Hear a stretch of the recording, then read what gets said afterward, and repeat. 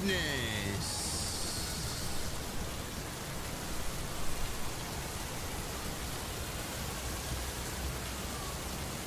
Somebody in the chat already said CM Punk for King of the Ring. Oh, man, you guys are funny, man. You guys are really funny, bro. Honestly, you're really hilarious.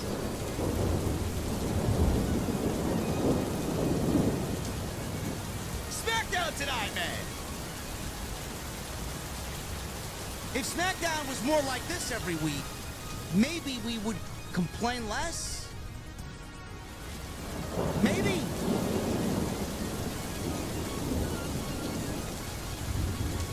SmackDown was not a bad show tonight at all. It certainly helps when you have half the fucking Raw roster on your show. Is it me, or should they just end the brand split? Go back to a more simpler time. 2 fulfilling shows, less championships, better TV quality. I don't know, man. I think it could work. We got Money in the Bank Chaos tonight. Money in the Bank go-home show before tomorrow's tremendous 4-match pay-per-view, man. Oh, my God. Tonight we'll talk about it. We got a lot going on. We're drinking at the beer garden. It was real feel in New York City, 92 degrees. We're drinking them cold at the beer garden tonight. When I get there on this Friday night, I want to know, what the fuck are you guys drinking? I'll see you over there.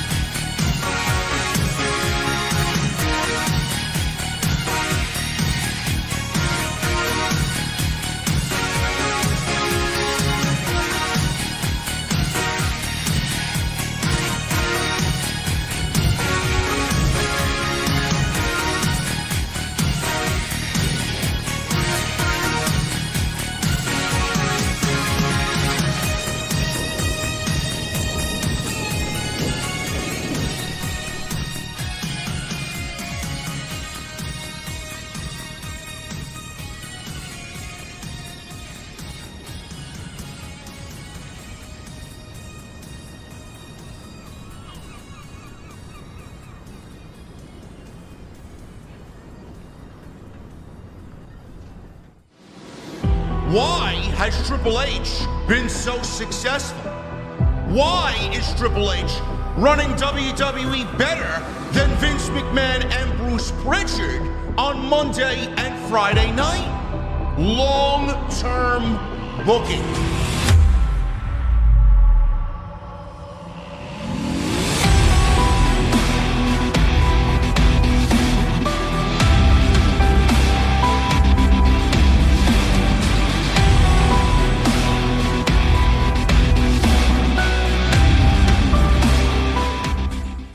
What is going on, guys? Thank you so very much for joining me right here on Off the Script. This is your Friday Night SmackDown Post Show for June 6th, 2025. I am your host, JD from New York. As always, coming to you live from the OTS Beer Garden. Thank you guys so very much for joining me on this Friday evening, wherever you may be. SmackDown tonight, man, not a bad show at all. I thought tonight was a very good show. It did the best that it possibly could to get you excited to see everybody compete. Tomorrow at Money in the Bank, we got John Cena, Cody Rhodes, Jey Uso, Logan Paul in the main event segment. which I thought was probably John Cena's best in-ring segment since WrestleMania. We got the ladies showcasing themselves, all the competitors in the women's Money in the Bank ladder match, competing in a trios match tonight, which was excellent, by the way. Which means we got Stephanie Vaquer on Friday Night SmackDown. Not only did we get her on Monday, we got her on Friday. And we will have her on Saturday at 3 p.m. And we will have her at Saturday at 7 p.m. She's doing double duty. It's 4 times Stephanie in 1 week. I don't know why anybody would be complaining about that. Sounds good to me. Yes, I know. The ladies were in action tonight. Great trios match. Seth Rollins and his group, they were running wild all over the men's Money in the Bank competitors tonight as he is trying to prove a point about what his group is capable of and what the mission statement is as far as him and the World Heavyweight Championship. And conspicuous by their absence, no CM Punk and no Roman Reigns. I know you guys picked up on that. Everybody was on this show but CM Punk and Roman Reigns. So we could be seeing them tomorrow. I think we see at least one of them. We'll be lucky if we get both of them. But Rollins, he will be lucky if he walks away with the Money in the Bank briefcase. I don't even know what the biggest takeaway for tonight's show was. It was just a fun show. We got some really great pro wrestling. We got a focus on everybody that's going into Money in the Bank tomorrow. We got a little bit of hype and push for the AAA WWE show Worlds Collide tomorrow afternoon. I thought SmackDown was a very good show. I think the biggest takeaway for me is this is what the show could be at 3 hours every single week if we actually just apply and put some effort into what we're doing on Friday night. Now, I know the WWE is not going to end the draft or the brand split. I don't know how much the networks have a say in that. I don't know how much Netflix wants their own roster and the USA Network wants their own roster. If it was up to everybody, everybody would have everybody. Everybody would share. Roman could be on Friday. Roman could be on Monday. Punk could be on Monday. Punk could be on Friday. Same thing with Cody. John Cena shows up wherever he wants. 3 hours tonight really flew by. And we weren't stuck just using the SmackDown roster. Because at 3 hours on a normal Friday night, I'm tapped out by an hour and a half in. But you add half of the Raw roster on this show, and it feels really good.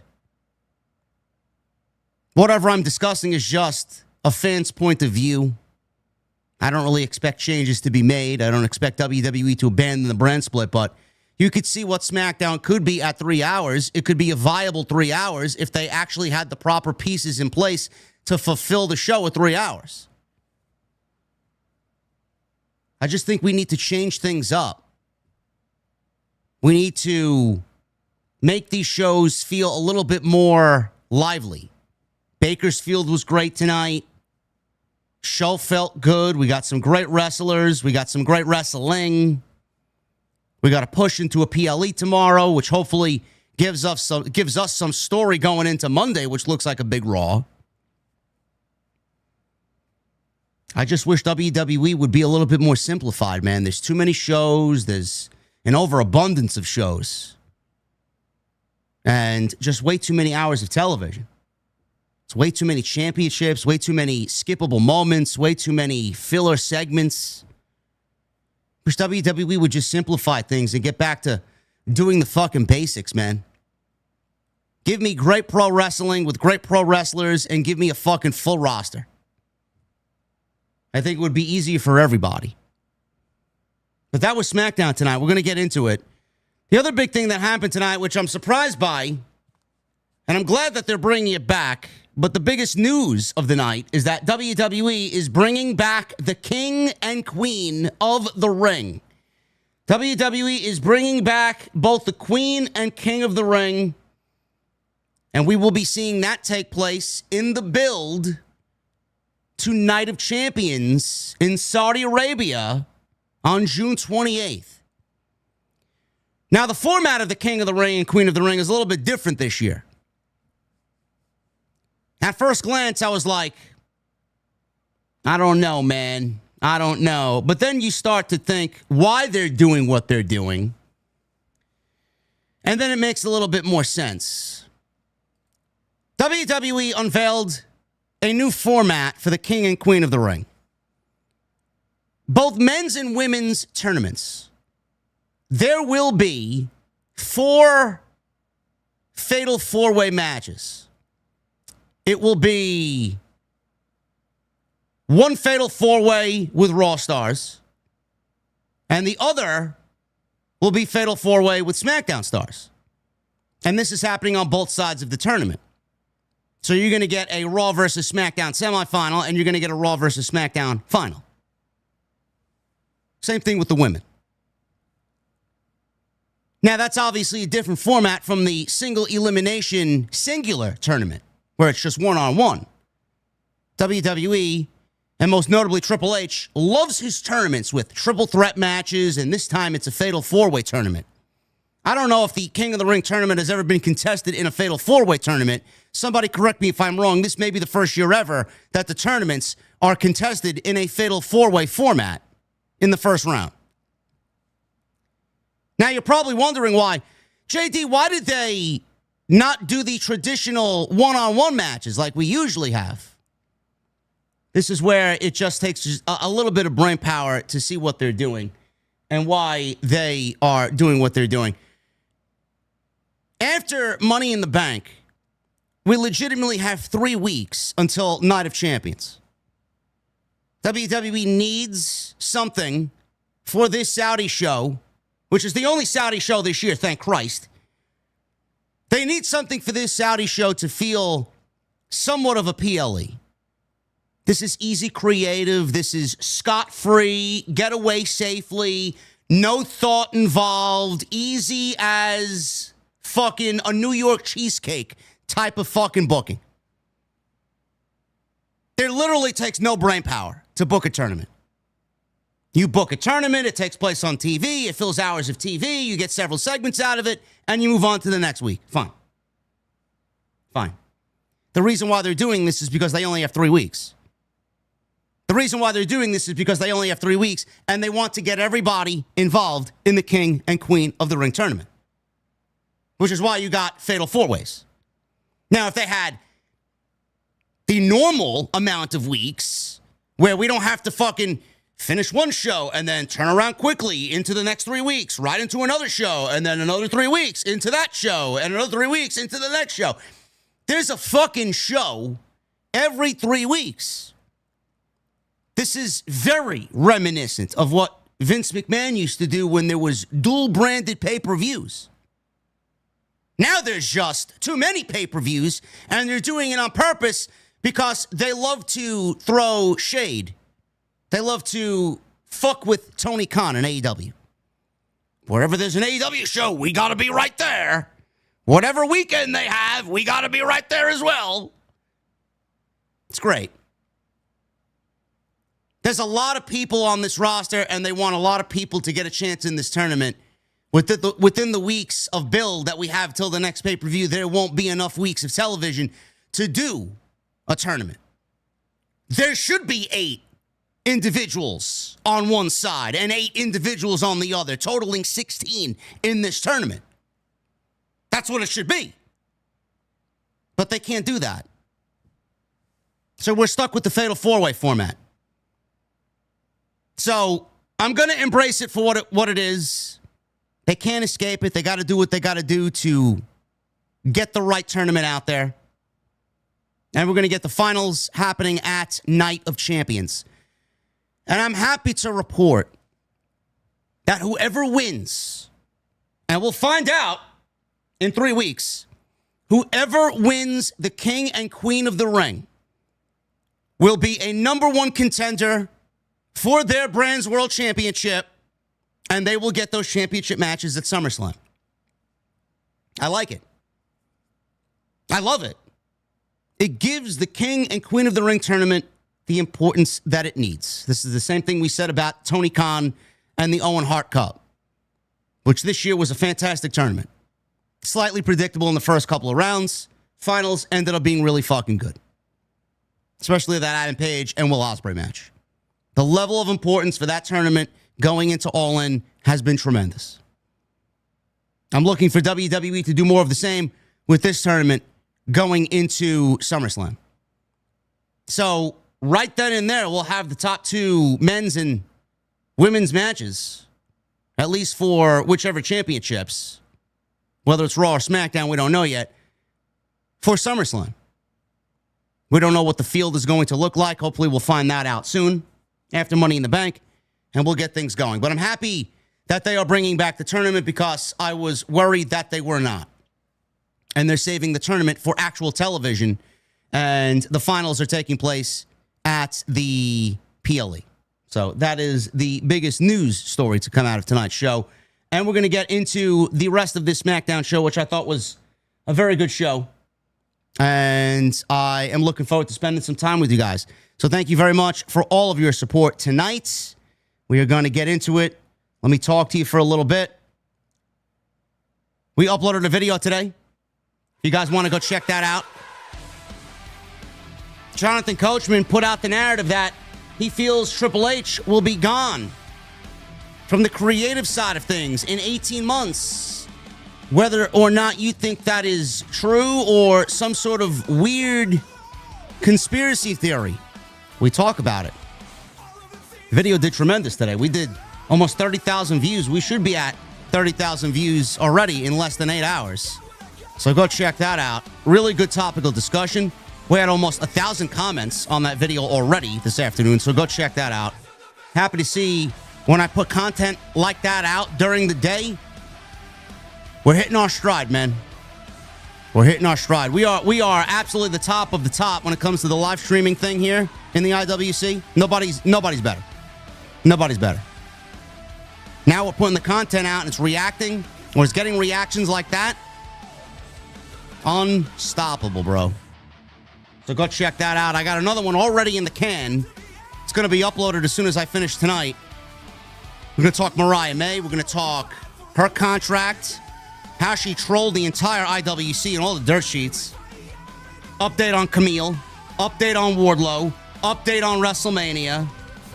Update on WrestleMania in London. We got a major news video going out tomorrow around 1 o'clock right before Worlds Collide, so look forward to that. Super chats are open. Get them on in. We'll hang out at the end of the show. The best way to support what we do here right here on Off the Script. We are already starting June hot. Thumbs up. Tonight's goal is 800 likes, so make sure you guys get them on in. Hit that subscribe button down below. Turn on the bell for notifications. Tonight's show is sponsored by Blue Chew. BlueChew.com, code JD. And follow me on social media at JDfromNY206. Twitter, Instagram, TikTok, and Cameo. All the live streams that you missed on the channel, all on the homepage. Monday Night Raw, Tuesday Night Titans, 98 with the Solid Monster. Jesse and I streamed AEW Dynamite Fighter Boarfest and the official post show. That was yesterday afternoon. We did a little happy hour live stream. Some pretty entertaining stuff coming out of that stream, man. Go check that out.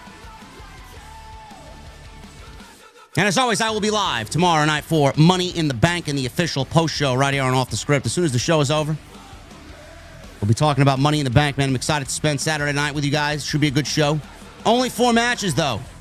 They did not add a 5th match tonight. I don't think they will add a 5th match. So we got a 4-match PLE. It's like Triple H is shortening these shows even more so as the months go on. Hopefully it's a good show. Hopefully it's a good show.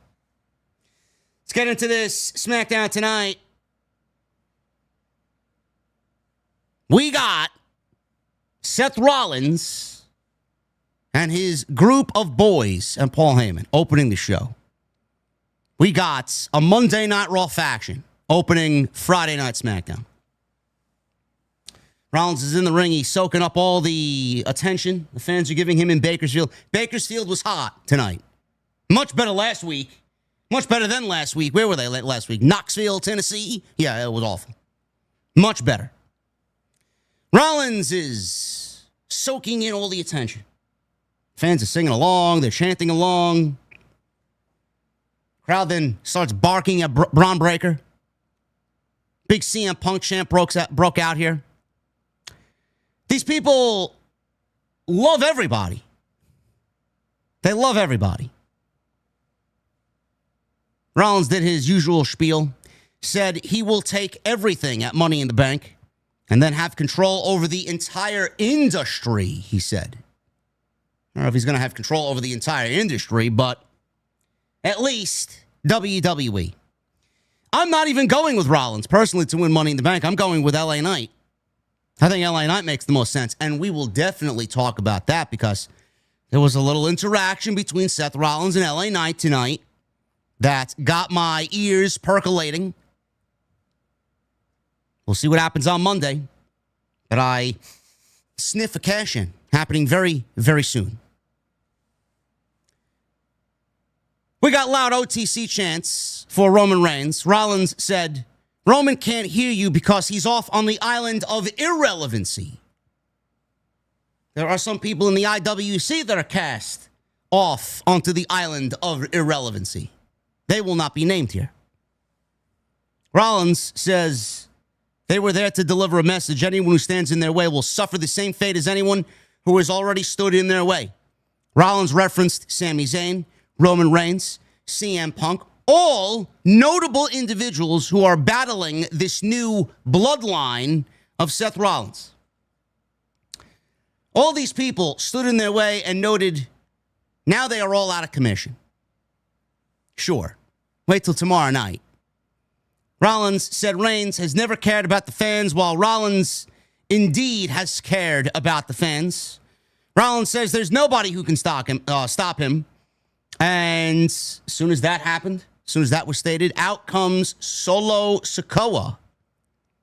Are they even the bloodline anymore? I don't even know. Solo Sikoa walks out with Jacob Fatu and JC Mateo. Still not used to the JC Mateo name. Still very much think he's Jeff Cobb, which he is. I just don't know why they didn't keep him Jeff Cobb. Nobody's buying JC Mateo merchandise, bro. Solo Sikoa, his group enters the ring. He asked Rollins about what he previously said, and Rollins reiterated everything he just told us. Solo said if nobody was going to stop Rollins, well, Solo and his group were standing right there, and they could, in theory, stop them. Solo said Rollins had his own bloodline going on. He asked Braun Breaker if he was supposed to be the right-hand man, Jey Uso. He then asked Bronson Reed if he was supposed to be the honorary Uce, Sami Zayn. Solo then looked at Paul Heyman and said, long time no see, wise man. Rollins got his own wise man, says Solo Sikoa. Rollins stepped in and said, your next words, choose them wisely, he says to Solo. Solo said he would win the Money in the Bank contract, and all the power will be in Solo's hands. Rollins called Breaker the future of the industry, while Solo is not. Rollins said Reed could snap Solo like that with the snap of his fingers. Rollins said Solo's family would rather stab him in the back than have his back. And then Rollins looked over at Jacob Fatu, almost like a foreshadowing of things to come. Some predictive programming here by Seth Rollins. Rollins said it looked like Fatu wanted to say something. And Solo told Rollins to shut his mouth. Rollins then called Jacob Fatu Solo's bitch. Rollins said it took a lot of guts for Solo to come out here and talk to them.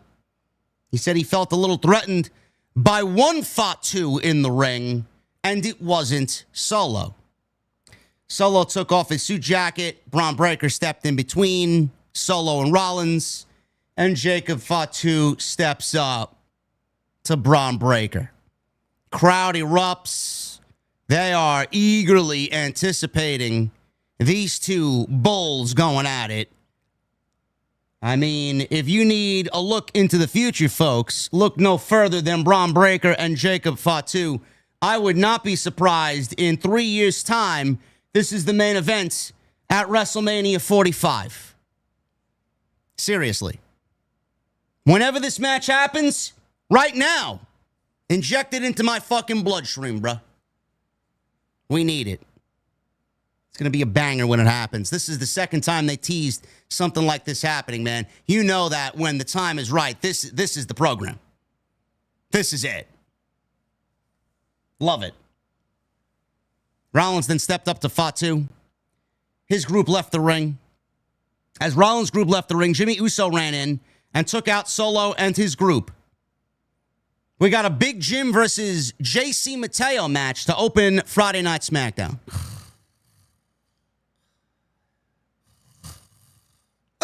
Oh, man. Nothing gets the sleepiness going like a Big Jim Uso opening match on Friday Night SmackDown, man. Give me a fucking break. This was a very good opening segment. I like that Rollins was weaved throughout this show. I like that Rollins gave us his mission statement again, why it's important, what he wants to do, why Solo's out there telling Rollins that he's going to win Money in the Bank and what he plans to do with it, why he needs it. This was a lot. There was a lot going on here. Rollins, Solo, Money in the Bank. We got the two fucking henchmen behind Rollins. We got Jacob Fatu and Braun Breaker getting into it. We got some teases from Rollins to Solo about Jacob stabbing him in the back and vice versa.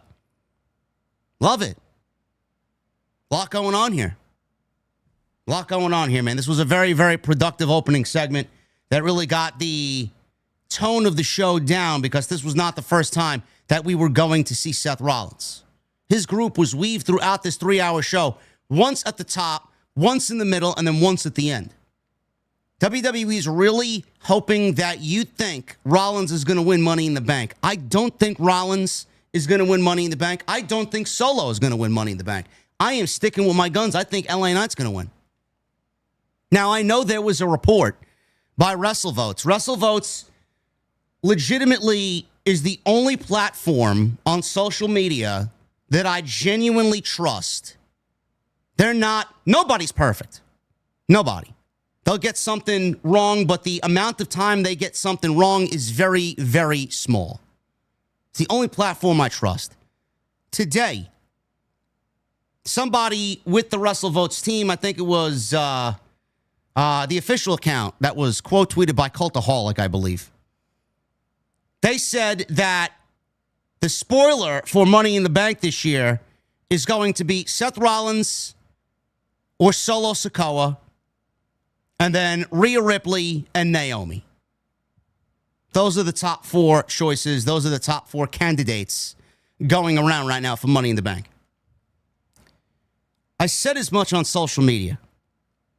I think Rollins is great. I think Rollins is doing some tremendous work. He has been one of the brighter spots to the WWE product. He killed it during WrestleMania. He's been doing very well for himself. This new group I'm excited about. I'm excited to see where it goes, and I'm excited to see where the story takes us.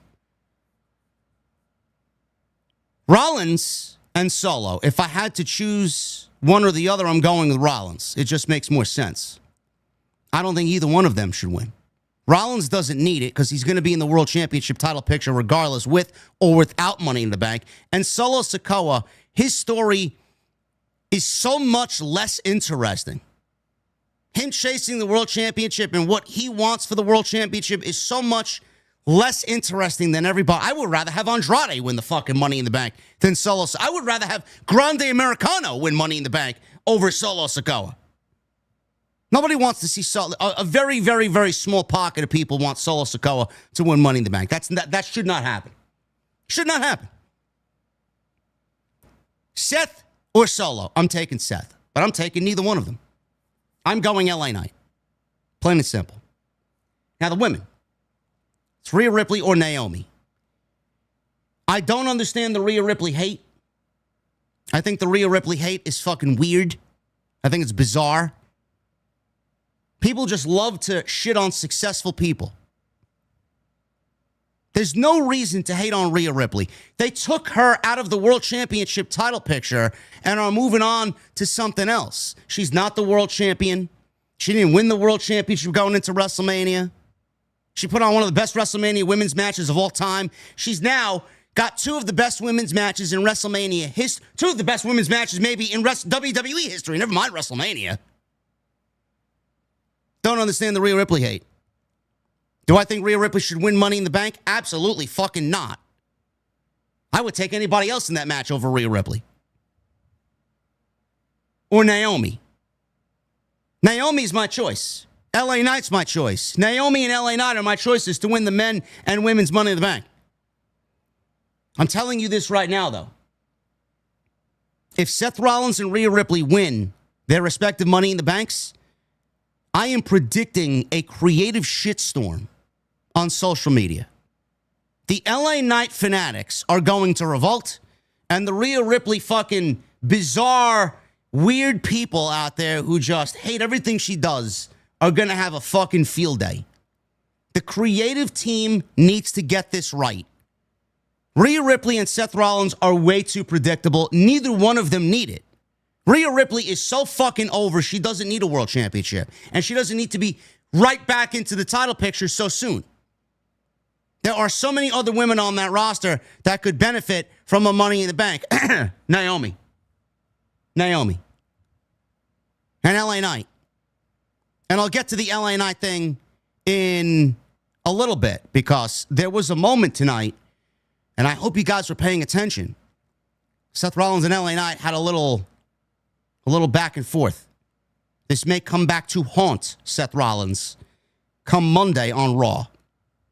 I thought this was a great opening segment. A lot was accomplished here.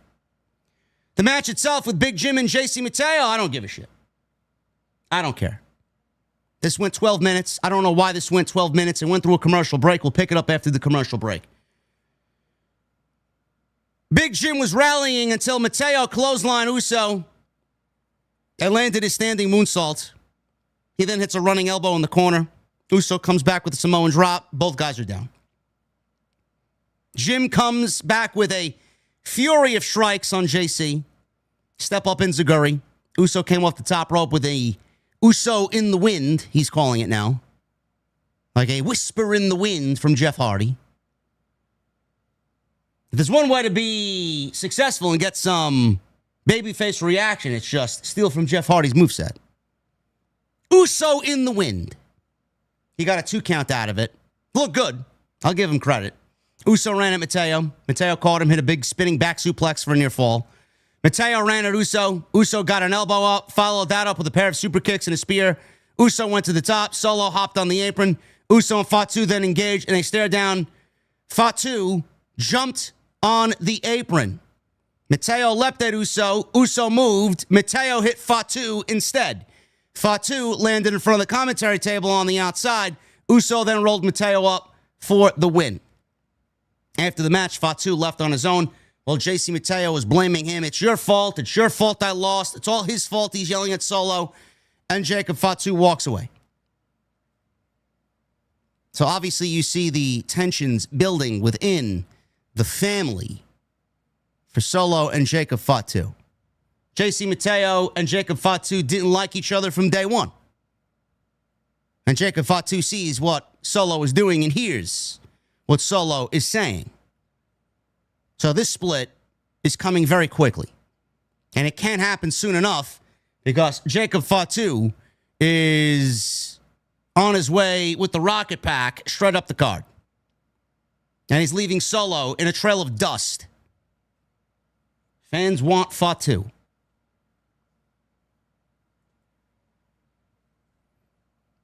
Zelina Vega.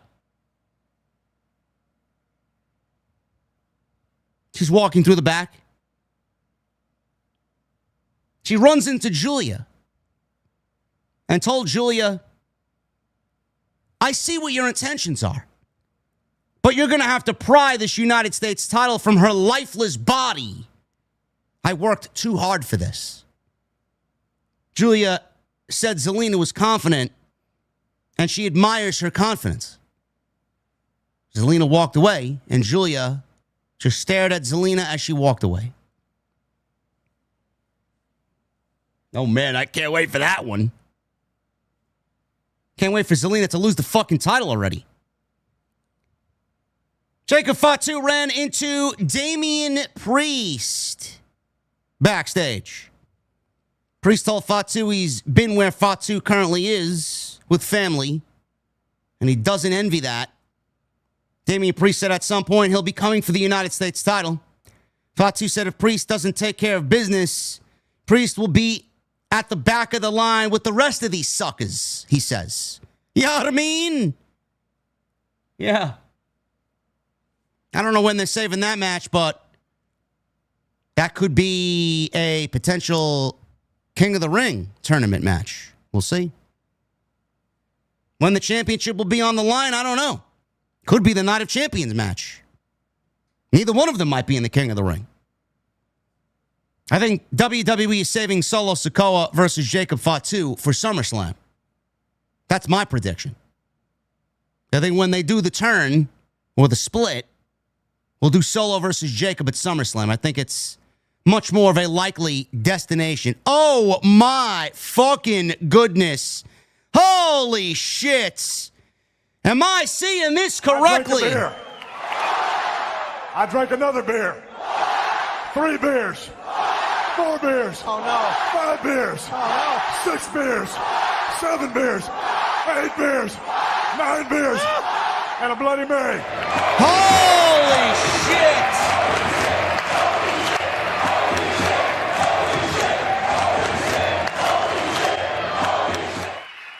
Angel Alaga with a $200 super chat. Oh my goodness. As a cat lover, I love how you foster cats. But this super thanks or super chat is also a thank you for how your podcasts have helped me through some bad stuff the last couple of years. Between surviving major heart surgery, losing total vision in one eye, and losing my father, it's not been easy. Thank you, JD.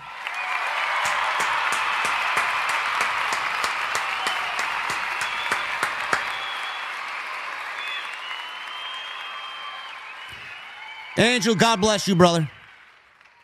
This is what makes the OTS community and the OTS family so special. You guys all rally around each other, bring each other up, and you come here to do the one thing we all love, man, and that is talk pro wrestling. And without people like Angel and everybody else in this chat, I don't know where I would be, and I don't know where this channel would be, man. I probably wouldn't even be here.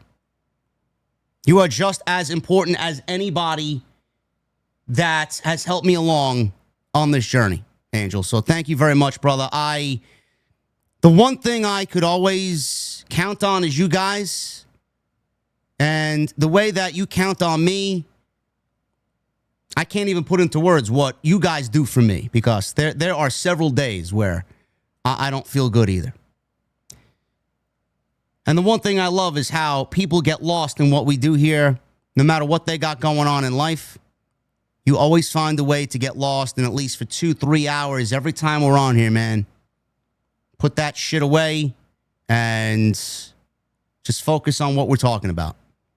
I'm glad I could bring a smile to somebody's face. I'm glad I could bring some calm to weather some storms out there.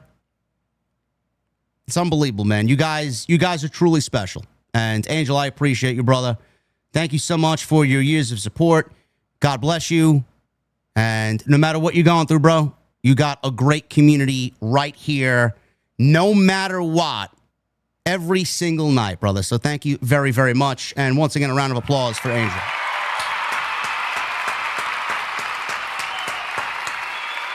And of course, if you're not down with that, we got 2 words for you.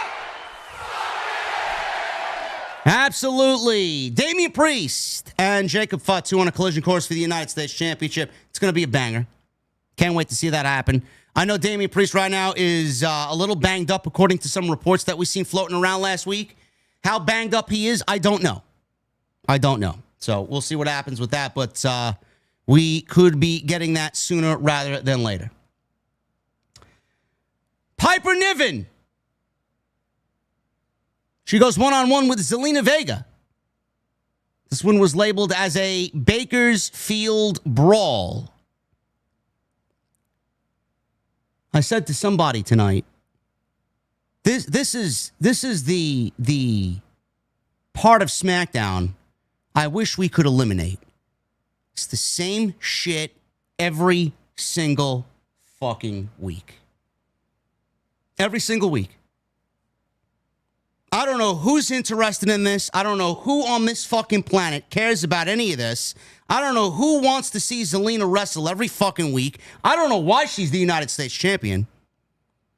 And I don't know who finds this secret Hervis entertaining. It's all garbage. Every bit of it is fucking garbage. Chelsea's act is stale. It's so fucking cringe. It's not even funny anymore. And the group is the same shit every single week. It is just absolute fucking bottom of the barrel, Vince McMahon-like garbage. I don't want it on my television. Oh, but JD, what did you do during this match? Last week you made coffee during Zelina's match. What did you do this week? Do you have any more coffee adventures for us? No, I got something better. So instead of reviewing this match, I'm going to do the one thing that I know you guys love. And remember when I said in the chat earlier that you would hear red skies? Zelina Vega versus Piper Niven, ladies and gentlemen.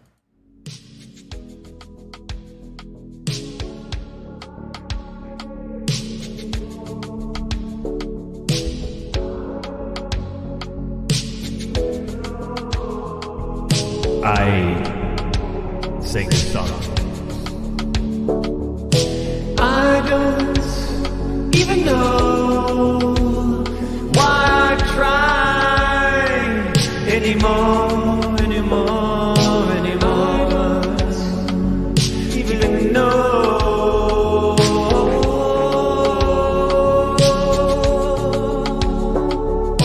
I don't even know why I try anymore. Even know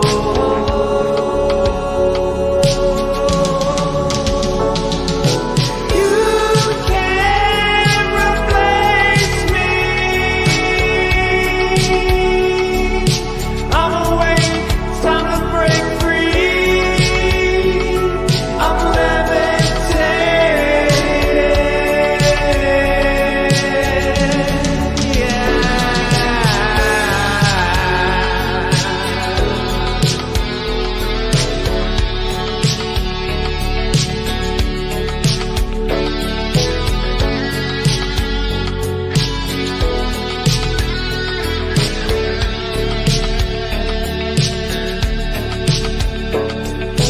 I don't even know why I try anymore. Even know I don't even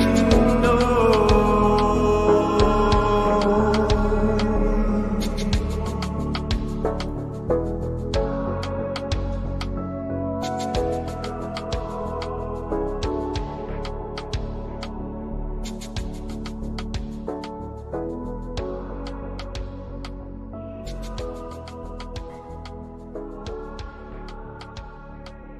anymore.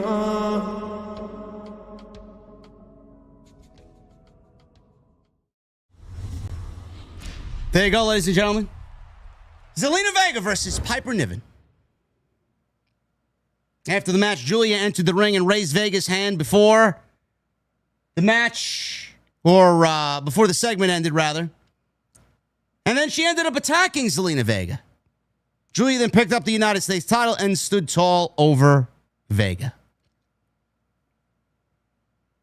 Great. Oh, man, I can't wait for that belt to go to a real wrestler who will do right by the title. Jey Uso was shown in the locker room, and Cody Rhodes came up to talk to him. Jimmy Uso walked into frame. Jey says they'll worry about tomorrow. And Cody and Jimmy asked Jey if he was okay.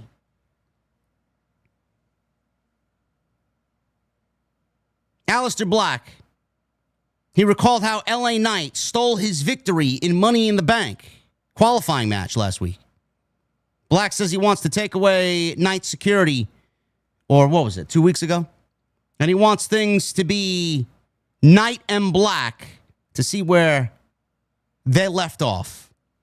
Black said if Knight beats him, he will shake Knight's hand and admit defeat. Cool. I don't know why Aleister Black is upset. LA Knight won within the guidelines of a triple threat match.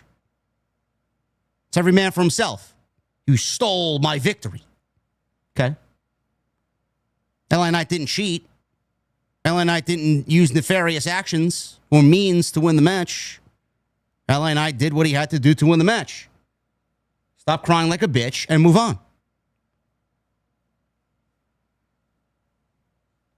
LA Knight versus Aleister Black. LA Knight had a microphone before the match started. He was out there addressing the audience before Money in the Bank. Knight says it was that time of year. Yeah. And it's Money in the Bank season. Yeah. Knight said if you do a little bit of math, this is his third year in a row being in Money in the Bank. Knight asked the crowd if they thought the third time will be the charm. Yeah. Knight says he's not satisfied with that. He ran down the other participants in the ladder match, including Seth Rollins, with whom Knight noted he hasn't had a lot of interaction with. Not yet, anyway. Knight said Rollins isn't going to burn anything down because instead, Rollins will get burned by LA Knight. Yeah. Knight did a bunch of catchphrases and the lights went out. Aleister Black's music hit. And we finally start this match. We'll pick it up after the commercial break. We got the two guys locking up. LA Knight hits a back elbow and a vertical suplex on Black for a 1 count. Knight went for a DDT. Black did not let that happen. Instead, he kicked Knight in the head. Knight came back with some rough clotheslines. Got enough of them for a 2 count. Aleister landed a jawbreaker, big step-up knee, goes for a cover, gets a 2. Black followed with a snap suplex, which was good enough for a 2 count. Black then landed a series of strikes, big leg sweep. Black went for a springboard move, but Knight charged Black, and both wrestlers went over the top rope to the outside. We go into a second commercial break. The first commercial break was legitimately after 90 seconds. Typical WWE. Second commercial break here. Back from the second break. Black executes his springboard moonsaults on LA Knight in the ring. We got a chant of "This is awesome." Up until this point, nothing was awesome about this match. I could take a fucking steaming dump in the middle of the ring and a WWE crowd would chant "This is awesome." Nothing about this was awesome up until this point. I don't know what the fuck I'm looking at that's awesome. I got 2 fucking commercial breaks. Can't do anything on this fucking show without a commercial.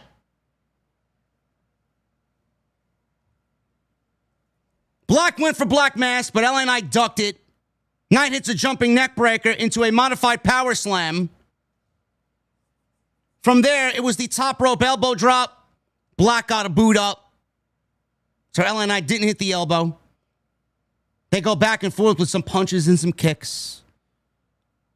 Aleister Black went for his moonsault again. LA Knight catches Black and hits what Joe Tess says was a burning hammer. Ladies and gentlemen, this was not a burning hammer. In no way, shape, or form was this a burning hammer. A burning hammer is a burning hammer. This was a reverse Death Valley driver. Whatever the WWE rated G version of a burning hammer was, maybe. But this was not a burning hammer. Black rolled to the outside. All of a sudden, Seth Rollins showed up and gave LA Knight the curb stomp. This was enough to end the match and cause a disqualification. Rollins set up for another stomp. Aleister Black steps in between them and he stops Rollins from attacking LA Knight. Breaker showed up from behind and then he speared the shit out of Aleister Black. Bronson Reed then landed a senton on LA Knight and Breaker speared LA Knight. Now, they didn't want either guy to lose here. LA Knight won by DQ. WWE did not want Aleister Black to take a loss here. It's the reason why they did what they did. So they figured they'd take the route of, all right, let's make everybody look strong. We don't get these guys a loss. LA Knight will win by DQ. Aleister won't take a pin. Can't take a pin right now anyway, because he just got here. Won't take a pin. And Rollins will be built up as the overwhelming threat in the Money in the Bank. Again, a solid decision. I don't hate it. I don't hate it. But Rollins and LA Knight is what I'm fixated on. This was the first interaction between LA Knight and Seth Rollins. LA Knight just said previously, before this match even started, Rollins ain't going to burn shit down. And I haven't had many interactions with him. LA Knight is my choice to win Money in the Bank. I'm sticking with that. If I'm wrong, I'm wrong. Whatever. Seth Rollins is way too predictable. LA Knight is the guy. Not only is he the guy, he needs a shift over to Monday. There's nothing for him on Friday. Nothing. He is so dead in the water on Friday night, it's not even funny. If he stays on Friday, what is he going to do? Feud with Nakamura again? Is he going after what? The United States title again?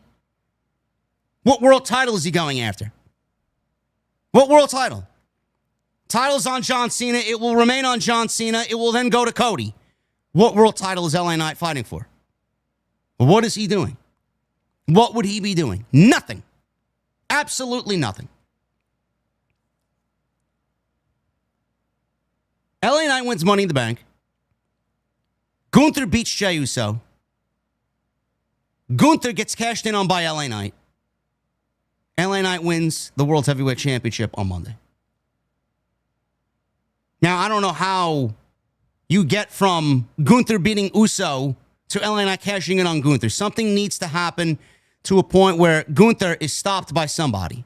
Maybe Goldberg comes out on Monday. Maybe Goldberg stops Gunther from beating up Jey Uso. I don't know. I said this not only on Tuesday with Solomon, I said this again on Jesse's stream today. Him and I talked about Money in the Bank. I said this on social media today, too, with the WrestleVotes thing about Rollins or Solo Sikoa winning Money in the Bank. WWE needs to do something to inject some excitement and inject some life into this fucking show. Something. Ludwig. G. Lee in the chat said Ludwig. Maybe Ludwig. Maybe. I don't know what's going on there. There's a reason why he's been out of sight, out of mind. Maybe this is it. Maybe you guys are right. I only said Goldberg because we're getting prepped for Goldberg to come back to television. So maybe Goldberg stops Gunther from fucking maiming Jey Uso on Monday. I don't know. We need to inject some life into this show. If there's one thing I could praise Triple H on, it is the fact that he likes to see things drawn out. But sometimes drawing things out, fans lose patience very quickly. Whereas Shawn Michaels on NXT I mean, the guy is always fucking surprising you left and right, man. He's got a fucking surprise every week. He's not afraid to fuck the system up.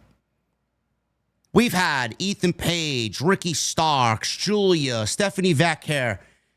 These are champions that have held the championship for less than 3 months on NXT television. All for the sake of change. Now, he needed to do something with most of these names because call-ups happen. Triple H wants them on the main roster. You got to do something, so they're forced to drop those titles after X amount of time. But you don't need these long, lengthy title reigns. And it's booked in a surprising way where it's shock and awe, and it just gets people talking. How many times have you seen that on the main roster this WrestleMania season? The shock and awe came with Cena's heel turn. And that was it. There was no shock and awe. Nowhere. It's like Triple H is allergic to shock and awe. It's like Triple H is allergic to being risky. The dude plays it safe. I don't know why. I don't know what this infatuation is with playing it safe. Fuck playing it safe. We need something unsafe. We need something that is going to be like, you know what? Fuck it. Fuck it. Let's go out, have 4 beers instead of 2. Get a little tipsy, bro. Enjoy yourself.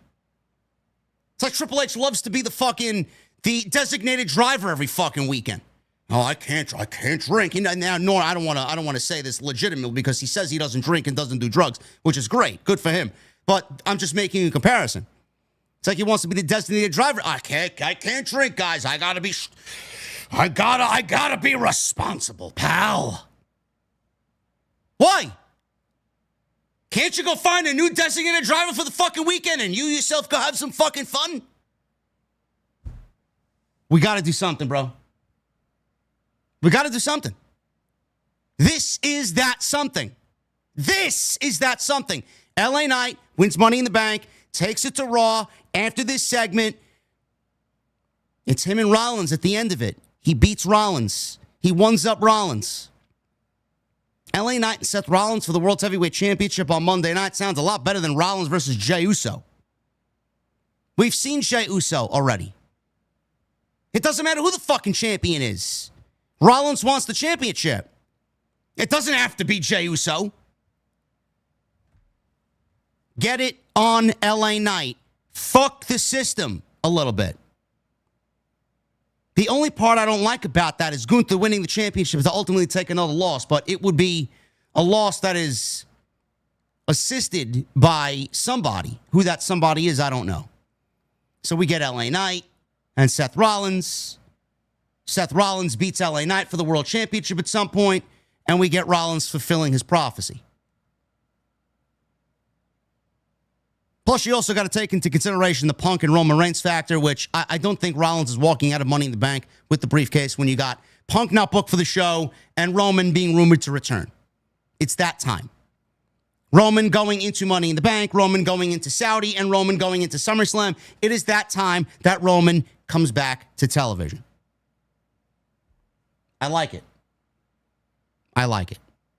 Do they do that? I don't know. I could be fucking completely out to lunch here. It could be nothing more than Fantasyland. But something needs to happen. If we go into Monday and Rollins is the one who wins the World Championship and Rollins wins Money in the Bank, sure, it makes sense because he's already told you what he wants to do and what he's going to do. I don't give a fuck what he wants to do. The show needs some excitement. The show needs some excitement. Whatever that excitement is, get creative. Fuck being safe, bro. I'm tired of it. The show has become so fucking sterile and so stale and so boring that I'm hoping for anything but the predictable to happen. And with that report going out today from WrestleVotes, it doesn't give me the fucking hope, because they're hardly ever wrong. It doesn't give me the hope that WWE is going to do something different.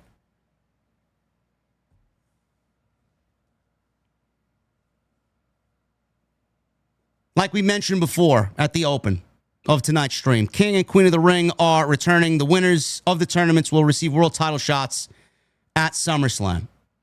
Next week, the tournament begins. So I believe on Monday and then on Friday. Byron Saxton interviewed Jade Cargill backstage, and Saxton asked Cargill about competing in the Queen of the Ring tournament. Cargill noted she is the Storm, and she can't wait to tear through the Queen of the Ring.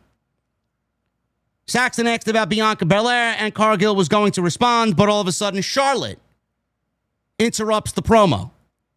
Charlotte told Jade that there is only one queen in the WWE, and she will win the Queen of the Ring. Tiffany then walks in and interrupts both of them. Toodles! And she walks out to the ring. Legado del Fantasma. They talked about competing at Worlds Collide. They put over their opponents in the 6-man tag team match on Saturday. Looking forward to it.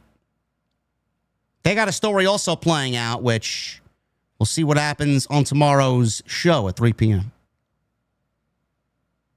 American Made. They were interviewed backstage.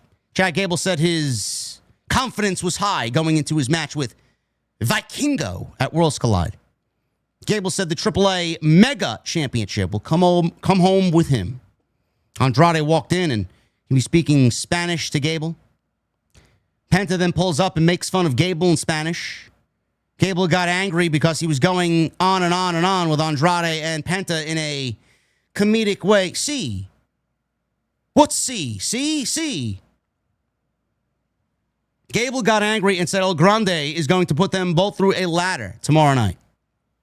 Aldis showed up and made a match with Penta and Andrade teaming up against the Creeds later tonight. Excellent.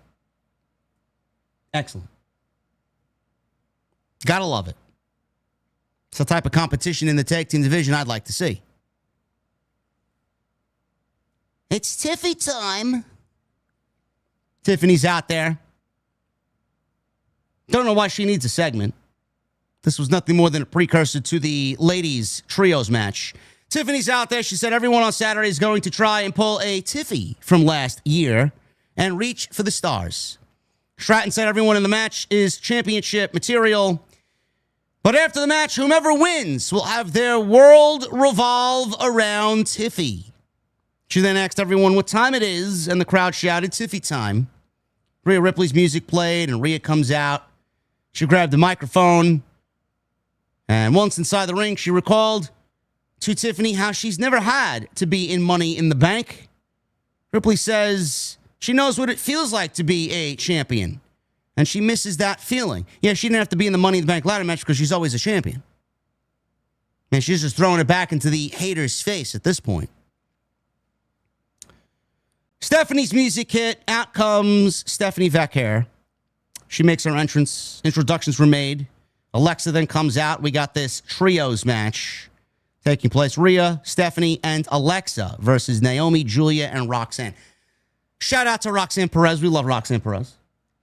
Fucking weird, bizarre fucking people out there, man. Did you see what happened to Roxanne Perez this past weekend? Oh, my goodness. Well, this past week. Some fucking geek online, man. DDoSed her or whatever the case. Fucking put her address on social media all over the place, man. The account was like, I don't know what the handle was. It was like some Summer of Sam shit. Is Roxanne dead yet? Was the on social media. Fucking weird people, bro. Fucking weird people, man. WWE obviously got involved. The account got taken down. This fucking lowlife started a new account and immediately got axed on social media. I'm sure the WWE got authorities involved to go track this guy's IP address down. Whoever this fucking guy is, man, lock him up. He doesn't deserve to be walking amongst humans. He deserves to be fucking locked up with the animals in Guantanamo Bay. Fucking loser. This was a great match. WWE's got the best women's division, and it's not even close. Best women's division in the world. Just look at this match. That's all you need. This was excellent. Probably the best thing on the entire show. Stephanie and Giulia started the match, and they were going back and forth very quickly. very familiar with one another coming up from NXT and then obviously working before they got to WWE. They traded a bunch of pin attempts. Vaquer set up for the Devil's Kiss. I'd love to be kissed by the devil. I would. Giulia countered and planted Vaquer. Naomi tagged in. Went for Devil's Kiss. Oh, my goodness. Yes, Naomi went for Devil's Kiss. Look at this fucking guy, man. I drank a beer. I drank another beer. 3 beers. 4 beers. Oh no. 5 beers. Oh 6 beers. 7 beers. 8 beers. 9 beers. And a Bloody Mary.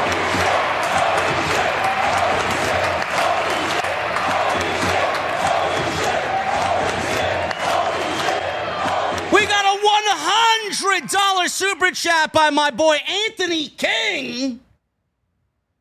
This guy walks into the bar, man. No bullshit, no frills, man. He walks up to the bar and plants a $100 bomb right on the chat. Orders drinks for everybody, no message. Anthony King walks into the fucking bar and owns the place like a fucking boss, man. Course, if you're not down with that, we got 2 words for you. Unbelievable. Anthony King, thank you, brother. I see that golden microphone next to your name, too, bro. Appreciate Anthony King. VIP right here on OTS. Love it, love it, love it. So, yeah, Naomi tagged in, and she went for her own Devil's Kiss. Sure, Big Jim gets the Devil's Kiss every night. Vaquer worked out of her own move, obviously. She's the one who does it the best. Things broke down. All 6 women brawled. Stephanie then executed Devil's Kiss on Naomi. As everybody was in the ring kind of battling each other. Things settled down. Naomi and Vaquer were battling in the ring. Naomi got the best of it. The heels obviously cheating and using nefarious means to get ahead. Perez tagged in, worked over Vaquer until Giulia tagged in. Naomi quickly tagged in too, and they were working over Stephanie. Stephanie eventually gets the tag to Alexa Bliss. Bliss whipped Naomi into the corner and pulled her down by her hair. She then hits a basement dropkick on Naomi and a dive on Giulia, and Naomi on the outside. So Alexa is going crazy out here. Nice reaction, too. Alexa is somewhat palpable nowadays. She's not as offensive, meaning in a bad way. I don't actually mind her on TV, man. You know what it was? It was the fact that she was just way overexposed, bro. Alexa was she was one of those women that was legitimately given everything, man. And it just gets tired to a point like, can we see someone new, please? Like, I get it. The old administration, they had a favorite, and that's all they cared about. A fresh rotation of talent keeps the division active, competitive, and healthy. When one woman dominates everything, Mercedes. Oh, man. Sorry, man. It's no good. It's no good. When one woman dominates, it's no good. Can't have one woman on the top, man. When one woman owns everything, it's just no good. I've enjoyed Alexa recently. I'm not a fan of Alexa. I'm not going to sit here and fucking goon over Alexa. But she's done her thing. Good for her. So, Bliss, she's on fire here. Perez gets in there and throws Bliss into the ring steps. So we go to commercial break. The show comes back. Naomi's working over Bliss. Naomi ran at Bliss, face first into the buckle. Naomi lifted Bliss to stop a tag until Bliss DDT'd Naomi and got the hot tag to Mommy. Rhea Ripley's in there. Alexa is out. Ripley is in. Perez also tags in. Ripley hits a fallaway slam on Perez. Took out the rest of the heels to a loud chant of Mommy. She then lands a razor's edge on Roxanne. Followed up with a big boot to the face. Naomi broke up the pin attempt. Match is breaking down here. Bliss hits Sister Abigail DDT on Giulia. Ripley then tried a riptide on Perez, but Perez countered into a spike DDT. Rhea Ripley has went to the school of selling DDTs with Pac. She sells a DDT just like Pac from AEW sells a DDT, man. Fucking brutal. Rhea Ripley's got the best DDT sell in WWE. Easy. It just looks fucking like she is about to get murdered out there, bro. So good. DDT by Roxanne. Perez tried to tag Naomi into the match, but Naomi left. She hopped off the apron after Roxanne wanted to tag her in, but Naomi's the smart one, man. She's like, I'm not getting in there, man. I got a Money in the Bank ladder match to win. I don't give a fuck about you. I'll be seeing you tomorrow. You're going to be my opponent tomorrow. I got to help you win this nothing match. Naomi was the smart one, bro. She jumps down. The babyface is all beat up on Roxanne. Ripley hits the riptide and pins Roxanne 1, 2, 3. Now, you could look at this in one way. Rhea Ripley pinned Roxanne, and Roxanne got absolutely blasted by all three women, Stephanie, Alexa, and Rhea. Does that mean Roxanne is the new odds-on favorite to win Money in the Bank? I would not be surprised. Roxanne is absolutely in discussion to win Money in the Bank, and if she does win Money in the Bank, I have no problem with Roxanne Perez winning Money in the Bank. None. Do I think she will win? No. Do I think she is the best choice? No. Naomi is the best choice. Naomi's going to be my pick for Money in the Bank. Again, I could be wrong, but I think it does fit into the Judgment Day storyline with Roxanne and Liv and Finn, but I do think Naomi and her story with Bianca and Jade, that's where the briefcase belongs. I think it fits a little bit better there. So Naomi was right. She did the right thing. This was the best match of the night. Fans loved it. The ladies being showcased here. All the Money in the Bank participants in this one match. I like it. I like it. This was very good stuff. Solo was shown talking to Jeff Cobb Mateo backstage. Mateo asked Solo if he trusted Fatu, and Solo said, as long as Fatu follows Solo's lead, everything will be okay. Solo said Fatu loves him, and Fatu isn't all that smart in the head. Now, Fatu's not here. He doesn't hear any of this. Or so we think. Solo said all Fatu thinks about is himself. He says he's all gas, no brakes. Instead, I think he's all gas and no brains. He's all gas and no brains, says Solo. Solo says, I have it all under control. So they walk away. Obviously, Money in the Bank is in his future. He wants to win. JC's going to help him win. He thinks. Fatu was standing in the doorway, eavesdropping, right behind them. And as soon as they walked away, he shows up. He heard everything that they were saying. I don't know what you guys feel, but it looks like tomorrow, Solo Sikoa is going to have a problem with a certain werewolf, and there will be no silver bullet that will stop this fucking werewolf. I'll tell you that right now. Jacob Fatu will have the last laugh on Solo Sikoa. WWE is doing the Sign of the Night gimmick, and all of a sudden we were interrupted by a Bo Dallas VHS vignette.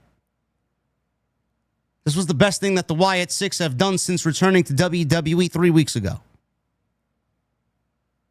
Bo Dallas says he's watched the tag team division, and he says they returned not for nostalgia or closure, but to rip open the wound of apathy and take what they are owed.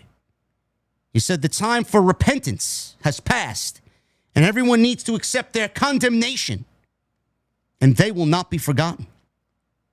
The entire SmackDown division was shown watching this video package backstage together with Nick Aldis standing in the background. Montez Ford spoke up here and said he knows that they're all afraid, and they need to forget about the tag team titles for one moment, and instead, we need to focus on the Wyatts. Frack Team says they need to teach the Wyatts a lesson. Everybody was in agreement that they should because everybody else is afraid, and if they want to go get killed, by all means, go get killed. Motor City Machine Guns tell DIY that they want to get their hands on the Wyatts too. Each team left on their own and left Nick Aldis alone with all of these men and woman, Candace, bickering over who wants the Wyatts first. I enjoyed that promo, man. I mean, it just takes me back. I mean, Bo looks so much like Bray, sounds so much like Bray. I thought I was watching a fucking Bray vignette. This was great. Very good stuff. See, when they're like this and they do shit like that and it's something as cool as that, it makes sense. They got a narrative going. They're not speaking in fucking riddles. It works. I like it. That was the best thing that they've done so far since they've been back.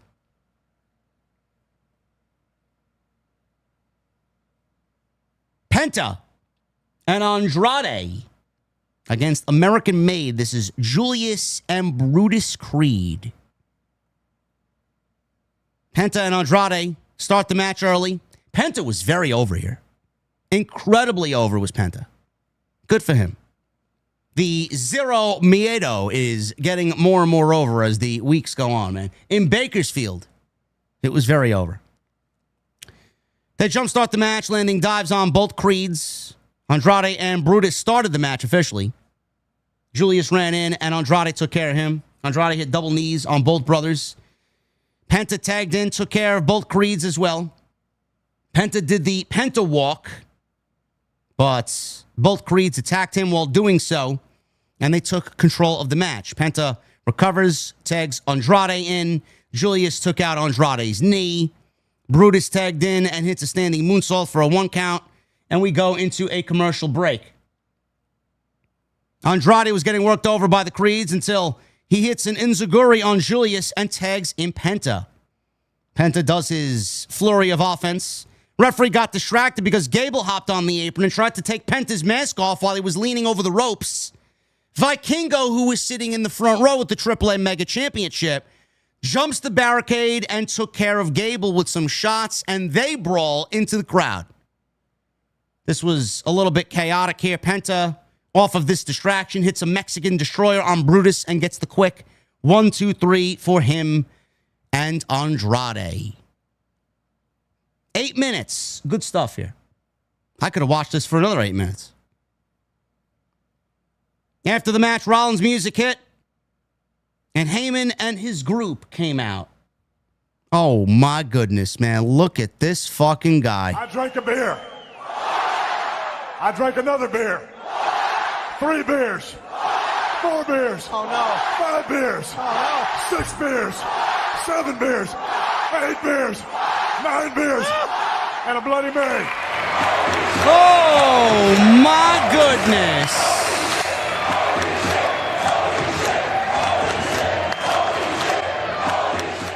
Anthony King with another $100 super chat. He says simply, how about another? Oh, my goodness. I said, give me a hell yeah. Anthony, thank you, brother. Hopefully you are having a very good evening. He seems to be enjoying himself at the bar over there, man. Everybody loves the beer garden, man. It's the place to be. It's the place to be. We got the whiskey bar in the back. We got the beer bar right up front where I'm sitting right now. We got the fire pits where the VIPs are sitting. It's great, man. It's great. Rollins' music hit, and his group is back out. So this is the third time we're seeing Seth Rollins now. Third time we're seeing Seth Rollins. They started the show. They attacked LA Knight. Now they're back out here. Heyman's group surrounded the ring, and a brawl broke out between Breakker, Rollins, Reed, Penta, and Andrade. Obviously, Andrade and Penta are in the Money in the Bank ladder match, and Rollins' mission is very well known. He is weakening everyone in the Money in the Bank ladder match to give himself the best shot of winning. But there's that Punk and Roman Reigns factor that weren't on the show tonight, so he thinks he's getting ahead, but Punk and Reigns will not allow that to happen. Breakker landed a spear on Andrade, while Reed hits a senton on Penta. Rollins then stomped both Penta and Andrade, and Reed connected with a tsunami. You know Wade Barrett was fucking pleased. Tsunami on Penta, and we go into a commercial break. I don't know what you got. I see some people in the chat saying Rollins is being overhyped and overexposed. Listen, you are in a group. This is the way that I think. If you are in a group, if you have a dominant faction with Braun Breaker and fucking Bronson Reed, right? And you are the architect, Seth Rollins. I said this on Monday. I need to feel chaos with this group. I don't feel them taking over. You could go back and listen to my last couple of streams on Monday night. I don't feel a sense of urgency from this group. All I hear is, I need to win the world championship. I need to win Money in the Bank. It's my mission. I need to save WWE. All this other shit. It's great. You can say that as many times as you want. I need to see also, at the same time, destruction. I need to see actions. So I don't know who said Rollins is overhyped or overrated or whatever. I'm not liking this group. I haven't felt the group completely the way that we need to up until this point. Tonight, they felt like a group on a mission. Tonight, they unleashed chaos. They took over the fucking show. They came out there and asserted their dominance to the other group that's on Friday night, stated why Rollins got to win Money in the Bank, explained how he's going to do that with his two guys and the wise man behind him. They attacked LA Knight. They took him out, which hopefully plays into a longer storyline come Monday. And then they were out here attacking Penta and Andrade. Their mission is very clear. And tonight they felt chaotic. Great. Loved it. Heyman's got a microphone. This is not even Rollins talking. Rollins said his piece in the open. This is Paul Heyman now. He called Bakersfield Baker's bitches. Heyman said his group doesn't fear the future because they are the future. Heyman says he didn't understand why anyone would boo that. He said Rollins already told everyone everything that would happen, and all the things he said, in fact, happened. He then asked the crowd if they understand that Rollins and the group are the vanguards of the destiny of WWE. Did we just get Paul Heyman quietly drop the name of the group? Did we just get Paul Heyman drop the name of the group? Are they the vanguard? I don't know. Are you guys thinking along the same lines as me? Did anybody else think that? The vanguard? I don't know. It doesn't sound like takeover to me. It doesn't sound like villain to me. The vanguard. What is this, Destiny? Yeah, I'm gonna go to Commander Zavala and do some Vanguard missions, bro. What's going on there, man? How you doing? What Vanguard weapons you got for me this week, man? I got 80 engrams I gotta give you.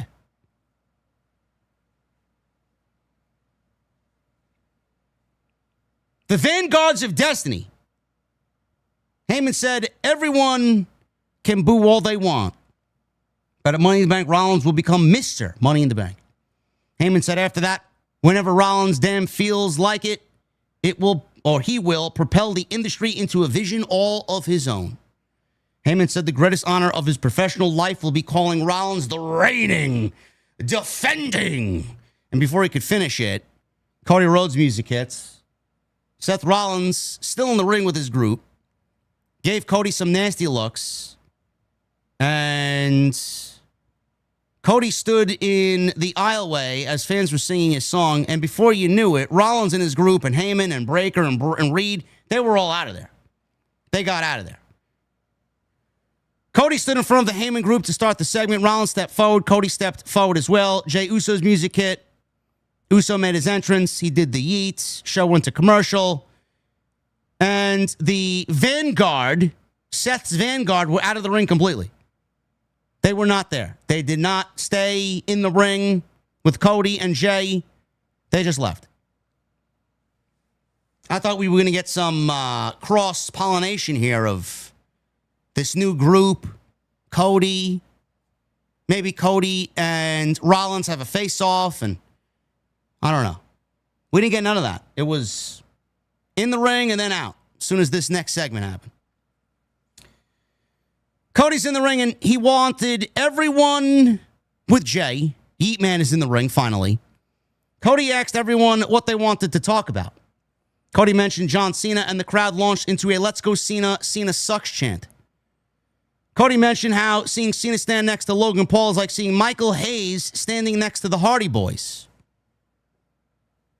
The problem with the line is I don't think anybody here in attendance even remembers Michael Hayes with the Hardy Boys. Do you? That's one outdated fucking reference, man. Holy shit.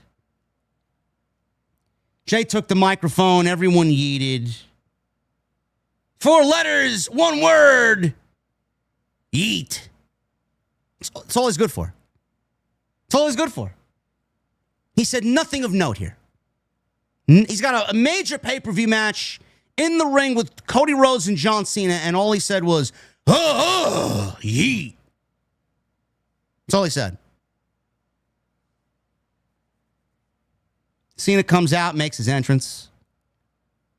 Cena cut his music. Mark Nash. Sounds like Mark Nash is now John Cena's personal ring announcer. I love it. It's one of the best things about John Cena's heel turn is Mark Nash in the introduction for John Cena. Cena asked for his music to cut. Mark Nash gave him a big introduction like he has been doing. Cody took off his suit jacket. He's ready to fight. Out of nowhere, Logan Paul showed up behind Uso and knocked Jey Uso out. I don't know if he had breast knuckles or not. Looked like he did. But the right hand of God from Logan Paul knocked him out. He knocked out Cody, too. Cena hits an AA on Uso, and Logan Paul landed a pulverizer on Cody. Paul went to the top rope, hits a frog splash on Cody. Logan Paul followed up with a frog splash on Uso as well. Cena grabbed the microphone and said, "Nobody will come to save the fans or wrestling." I swear to God, I thought CM Punk was going to come out here. Cena says he's been telling everyone for a half a year, your dream of what WWE is will be ruined. It's almost like they're doing it on purpose. Because this year, WWE has not been good at all and very much ruined this year. This is your future. He holds up the world title. I take this home. Logan Paul holds up the World Heavyweight Championship. He says, Logan takes that home. Cena said, the last real champion and the moment maker. The future of the WWE, Logan Paul. They held up their respective titles. Cena rolled Cody into the ring and hits an AA on Cody. Logan Paul rolled Uso into the ring, and Paul hit Uso with the right hand of God. There was a very loud and audible, we want truth, we want truth, we want truth chant in Bakersfield. Crowd was very loudly chanting for our truth. Good on you guys. That was the loudest R-Truth chant we got since his release. Cena then yells, and this is where Cena thrives, man. This is where Cena is just a genius. He rolls with the punches better than anyone does John Cena. After the R-Truth chants, we want truth, we want truth. Cena yells back to the crowd, you can handle the truth. It's a play on words. We want truth. We want truth. We want our truth. You can handle the truth. You can handle the reason why he was released. It's a play on words. Cena noted how everyone was hypocritical for chanting for truth. We want truth. We want truth. They got louder. Cena called everyone losers and said it was his last time in Bakersfield. He finished by saying, winners write the history books. Cena and Logan Paul held up their world championships. Logan Paul is not the world heavyweight champion. Jey Uso is. But Cena says that's a glimpse into the future. And the show ended with Uso and Cody selling for John Cena and Logan Paul. This got excellent heat. This was probably the best John Cena segment post-WrestleMania. This got a great amount of heat. Everybody looked good here. It got the job done going into the tag team match. And we got that unpredictable R-Truth volatile crowd reaction because everybody's still upset and remembers that R-Truth was just in the ring with John Cena and he's not with the company anymore because they're not bringing him back and everyone nowadays is in the know. And Cena, masterclass on the crowd, played it off and integrated it into his promo. Is there anybody better? No. They did a great job. This was probably the best part of the build for this tag team match, which I thought was a complete nonsensical throwaway match for the pay-per-view, which we all got confirmed at Saturday night's main event. Am I excited for this match? No. Did WWE get me more excited for this match going into the pay-per-view tomorrow? No. I was never excited about the tag team match to begin with, but this was a great segment. This was a very good segment and probably the best John Cena post-WrestleMania segment so far on this heel run. Logan got great heat. Cena got great heat. Bakersfield brought the heat. A little play on words there with the R-Truth chants. The babyfaces are going to get their revenge. Cody is going to pin Logan Paul, and I'm sure we'll get something along the lines of Cody going after the World Championship, whether that happens at Night of Champions in Saudi or it happens at Saturday night's main event. I have no clue. No clue. But you know Cody and Cena are on a collision course again. When and where, we don't know yet. But I thought this was a very good episode of SmackDown. It was more of a fun show where WWE literally had given themselves no restrictions and no handcuffs. They just kind of threw everything at the wall and whatever, man. It was a fun show. We got both shows, both Raw and SmackDown rosters cross-pollinating. It was just a fun show. Some very good pro wrestling tonight. Some really good segments, a lively crowd. This was probably the best SmackDown in weeks. Weeks! See what happens at Money in the Bank. WWE's got to do something to shake things up, man. We need a dose of unpredictability. We need a dose of excitement. I think WWE has lost the plot lately. I don't think they know how to be unpredictable and exciting anymore. With 4 matches on the card, they certainly need to do fucking something, man. They need to do something. Thank you guys for all of your support here on Off the Script. Tonight, sponsored by Blue Chew. BlueChew.com, code JD at checkout. Make sure you guys go and get your free sample on me. All you have to do is pay the $5 shipping and handling. You guys want to be Mr. Money in the Bank in the bedroom. Cash in. Blue Chew is your way to cashing in, bro. Process is very simple. You're going to sign up online and you're going to consult with one of their online medical providers. And once you are approved, you're going to receive your prescription within days. No questions asked. No waiting in line at the doctor's office. No waiting in line at the pharmacy. No awkward conversations with some fucking geek behind the counter with some glasses on. Process is very simple, man. Blue Chew's made right here in the USA, prepared and shipped directly to you very discreetly. Nobody's going to know what's going on, man. You handle your business, and your business is yours. Sign up at BlueChew.com. Go cash in your own money in the bank with Blue Chew. Code JD at checkout. That's BlueChew.com, code JD. All you guys need to do is pay the $5 shipping and handling. Check the chat. We got 700 likes. The goal tonight was 800. If you guys are in the chat, we need 100 more likes for 800 likes tonight.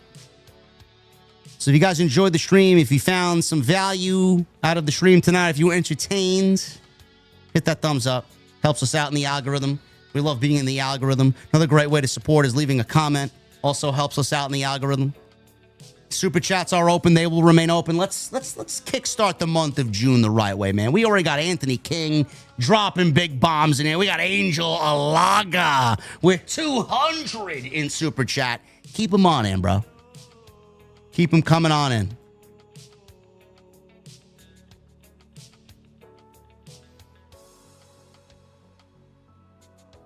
Gonna read this one first because he comes in Philluminati with a $20 super chat. Shout out for the Destiny reference. Ooh, brother, I am ready for the Edge of Fate, bro. I am ready, man. I'll be doing some prophecy dungeons all Sunday afternoon into Sunday night. My light level's at 2039 this season. I gilded my Grandmaster now, 10 times. I'm on it every day, bro. Taking a little bit of a break this week because we got a busy week, but I'll be back on for the Prophecy Rite of the Nine dungeon. Love me some Destiny, man. Let's get into these super chats. Hardcore Kevin with the $2 super chat. Can you give us one of your own cocktail recipes? I don't really have one, bro. I take all my recipes from online and I just kind of wing it and make it my own. Some days I'm feeling an espresso old-fashioned or a coffee old-fashioned. Some days I'm feeling just a simple gin and tonic.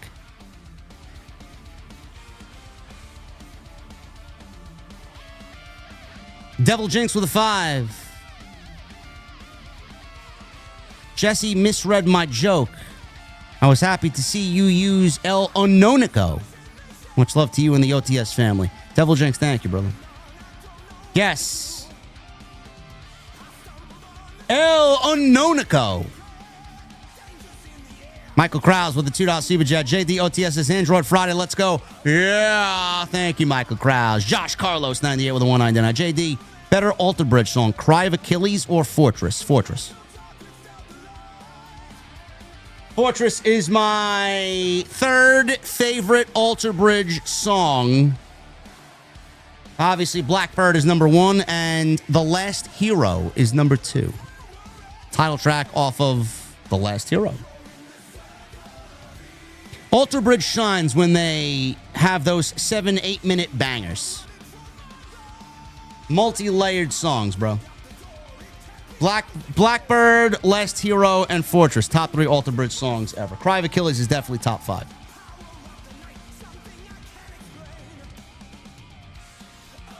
Nate with a $5 super chat. JD, hope this doesn't get you in trouble, but how is Zelina so bad at wrestling when she's married to Black and Amazing Red is in her family? I hope you're doing good. I have no problem with Zelina. I just don't want to see her on my television in the role that they've given her because she's not excelling. She's not. It is absolutely get up from my couch and go do anything else until it's over television. I have every right to feel that way.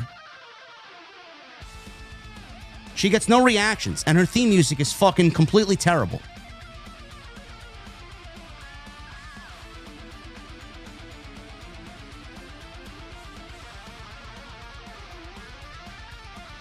Hardy Punk, 4 months. LA sticks his night into LA Night in LA tonight.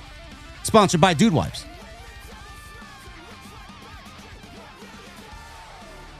Johnny Boy Vaccaro, $20 super chat.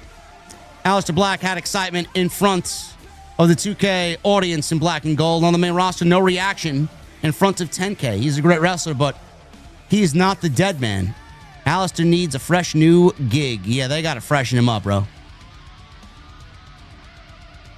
It looks like whatever they had is not working this time around. Though it did get a "This is awesome" chant, but again, this is a modern WWE crowd. I mean, you could commit cold-blooded murder in the ring and they would chant "This is awesome."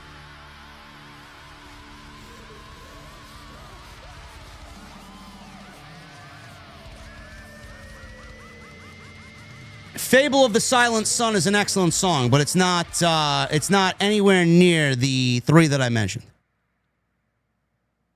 I do think some of their later stuff is very forced. They were supposed to. The rumor was that they were supposed to come. They usually come out with an album every 3 years. Alter Bridge. The rumor is that they're skipping this year, and they're going into the studio next year because Miles is busy and Tremonti's got Creed, and he's got his own stuff, and then he's doing the Sinatra stuff. So next year they're going to get together and they're going to really just sit down and write together. which I hope is the case, because, I mean, I would just love a fucking... They're not going to be around much longer. I mean, I don't know how much longer they're going to be around. I mean, they can't go on forever. I just need another classic. Just another classic banger album from top to bottom.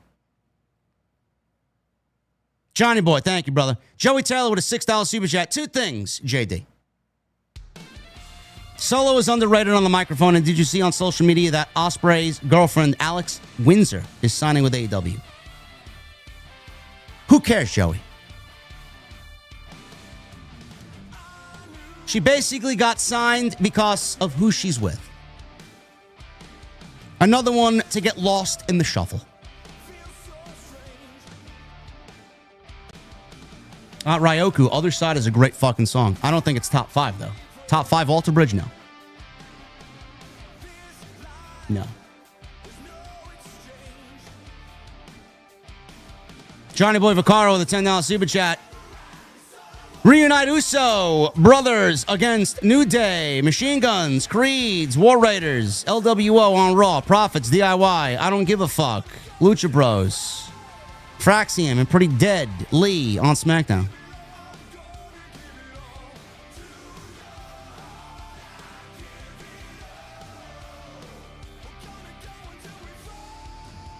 Johnny Boy Vaccaro with a $5 super chat. Bo has a DiCaprio Shutters Island look in his vignette. I never seen it.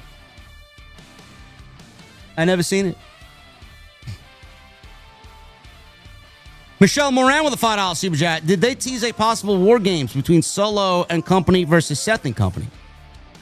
But they are both heel factions, and if Seth loses Saturday, would they give him King of the Ring? I could see it. I could absolutely see it.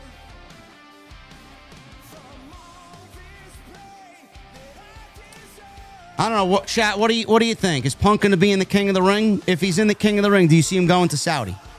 I just can't see it.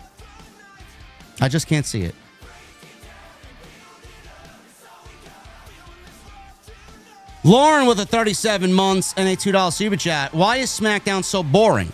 Cody, Jade will win King of the Ring and Queen of the Ring. I don't think Cody should be in the title picture yet. Where is Randy? John Cena turning face soon.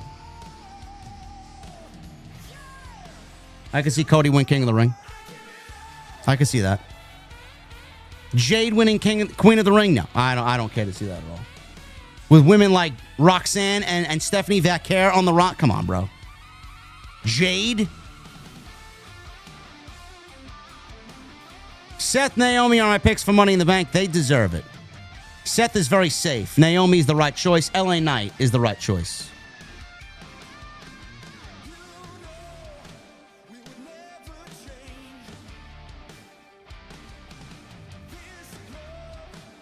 Johnny Boy. Cena cuckold R-Truth name in this garbage SmackDown ending. John Cena did his job as a heel. I could see Charlotte and Jade in the finals, yes. Though I don't care to see that. Lauren with a 2. Finally, heel Cena standing tall. What do you mean, finally? He stood tall at the... when did he stand tall? Didn't he stand tall not too long ago? When did he stand tall last? Was this the first time he stood tall? Yeah, he's always been on the receiving end of these segments, right? Yeah. That means he's losing at the pay-per-view. He's not taking the pin. Logan's in there to basically take the pin. Still, what they did tonight I thought was great. Not enough to get me excited about the match.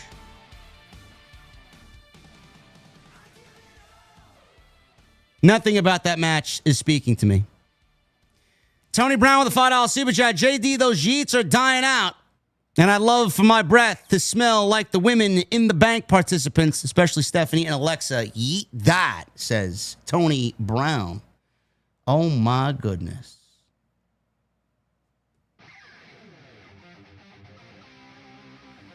Walker Stubbs, $4.99. Hey, Mr. JD, I have a song request. Democles by Sleep Token. I think you'll like it. Have a good rest of the night. Walker, thank you, brother, for the recommendation. I'm going to have to kindly decline. Sleep Token is fucking awful. Sleep Token is what I would listen to if I want to legitimately go to sleep. They sound like Tool. And I didn't think there was a band as bad as Tool, but it is Sleep Token. And Tool is one of the worst bands of all time. And Maynard and James Keenan is fucking awful. And so is Sleep Token. No. No. I like actual musicians that play real rock.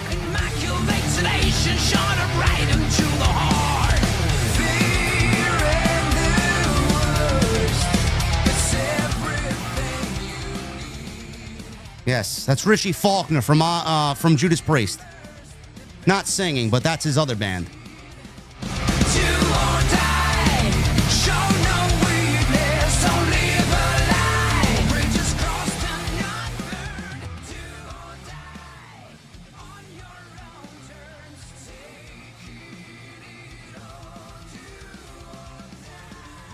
Paul David with 36 months. Final score, Yankees 9, Red Sox 6. Hey, great. At least somebody's team is winning out there. Johnny Boy, $5 super chat. I'm in Queens. Never been to a live wrestling show. I want to visit the next Hog show. How can I know the next show?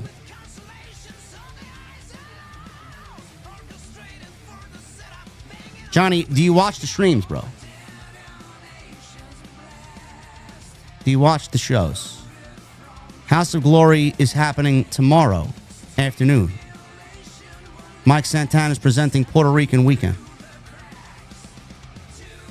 Walk up to the NYC Arena and just buy a ticket. $25, general admission. Ali with a 2. JD, do you see the Wyatt Six as tag team champions? I do. I do. A Flock of Morons with the 20.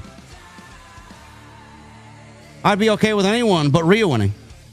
She's the only one that doesn't need it. She's at the top. I'm just worried because I know TKO is salivating at the thought of selling Mommy in the Bank shirts and the briefcases. You're on the right track there, brother. Naomi could also win, and they could also have caution tape briefcases. It doesn't have to be Mommy. It could be Naomi.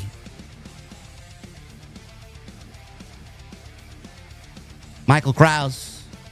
We are all thankful for you, JD. Yeah. Thank you, Michael. Sudoku with the $4.99. Like I said a few shows ago, you got a new fan. You do a great job. Love listening to the Wrestling Tonight wrap-up. Yeah. Thank you, Sudoku. Happy to have you, brother.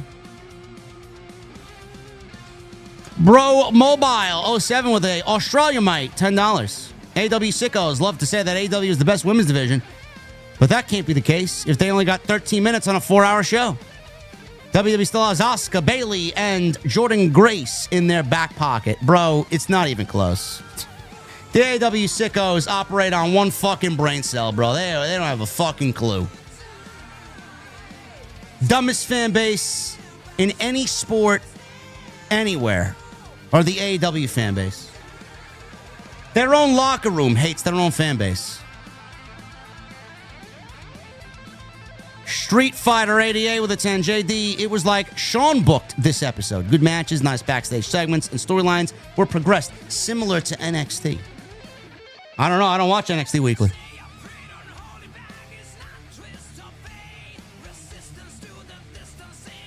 Captain Solo with a 10. Marry one, date one, ditch one. Tony Storm, Mercedes Moné, and Stephanie Vaquer.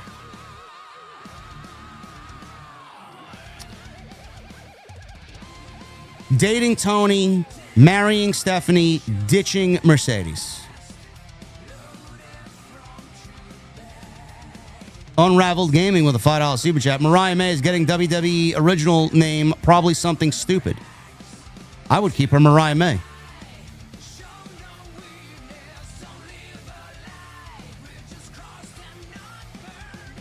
I don't know what the progress or the process is about trademarking one's own name. Ryoku with a 2. You ever listen to Man-O-War's Warriors of the World? No.